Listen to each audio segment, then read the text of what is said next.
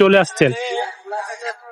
এমনি ঢাকা আসছে চাকরির উদ্দেশ্যে। আমি বাসের কন্ট্রাক্টারি করে আবার এই যে সিকিউরিটি গার্ডের চাকরির লেগে সাইডে গেছে, যাইনি চাকরিতে।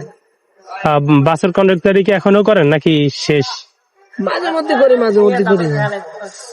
আহ, তো আমি মনে করি যে আপনি বাড়িতে গেলে আমি মনে করি যে একটু ভালো ছিল। হ্যাঁ, বাড়িতে ভালো থাকতাম। হ্যাঁ, বাড়িতে ভালো। বাড়িতে গেলে আপনি ভালো থাকতেন না? আমি রিয়াব কাটছি। হ্যাঁ, রিয়াব কাটছি রিহাব করছেন মানে? 4 মাস 8 দিন রিয়াব কাটছি। মানে জেল খাটছেন? আলকারিন মাদকাসক্ত রিয়াব। মাদক আসক্ত? হ্যাঁ, রিয়াব। আমার গাঁজা টাজা খাইতে বাপ মাদের রিয়াবে দিয়েছিল। আহ, রিয়াব আছে না, হ্যাঁ হ্যাঁ ইন্টারন্যাশনাল যুগ আধুনিক হ্যাঁ হ্যাঁ হ্যাঁ, অবশ্যই। রিয়াব যদি না কাটে। হ্যাঁ, এখন এই যে আপনার এই, আহ, ছোট কি সবাই ভাই নাকি 1.5 বোন? লাখ টাকা লাগছিল রিয়াব কাটে। রিহাব খাটতে 1.5 লাখ টাকা লাগছে?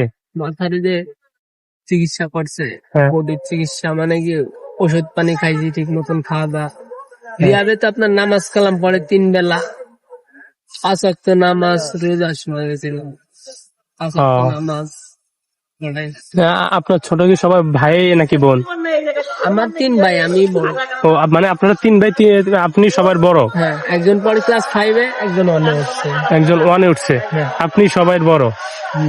তাহলে তো পরিবারের ঝোঁকটা আপনার উপরে ছিল। তো আমার বাপ 8 বছর ধরে বিদেশ করে আইছে আমার বাপ। আপনার বাবা 8 বছর ধরে বিদেশ করে আসছে, হ্যাঁ।